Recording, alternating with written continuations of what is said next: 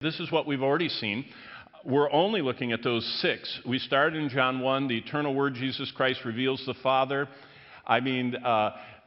Jesus Christ is the exact representation of God. Oh, these people that say the God of the Old Testament is different than the God of the New Testament. The God of the Old Testament is full of wrath, and the God of the New Testament wouldn't hurt a fly.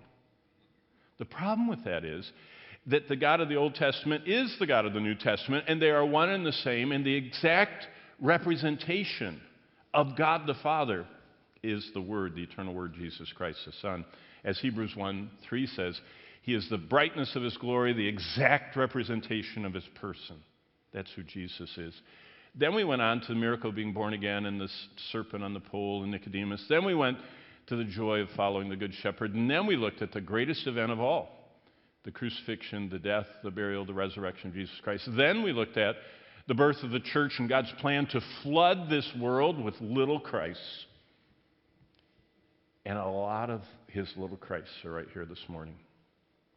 And we're just supposed to be kind of invading wherever the Lord has placed us in life with that representation of Christ. I remember my youth pastor growing up, when I was in Hazlet, Michigan, growing up, our youth pastor said, you should take your Bible to school.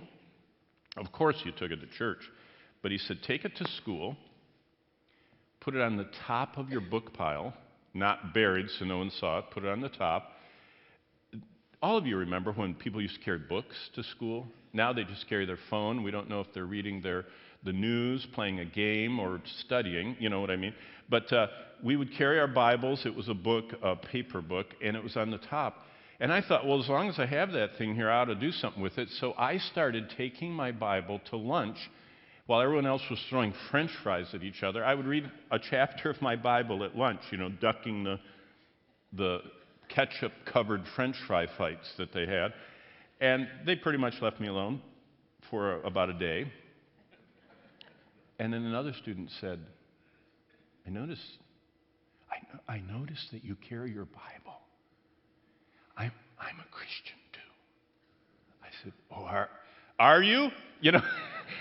Kind of see if put them on the spot. And they said, if I brought my Bible, could I sit by you at lunch and we talk about it? Read it or something to you? I said, mm-hmm. And so then we filled our table with other Bible carriers. Then I went to the principal. This is 9th grade. I went to the principal and I said, hey, where could we meet and eat lunch? We don't want French fries getting on our Bible with ketchup on them. He said, wow. This is huge. Hundreds and hundreds and hundreds of kids in that school.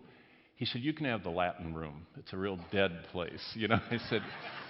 I said, okay. And so we started eating our lunches together in the Latin room, 100 kids, and kids started getting saved. 2 of them, one of our greatest football players. He looked like, Refrigerator Perry, which dates me for anything I know about football, but he was one of those, got saved.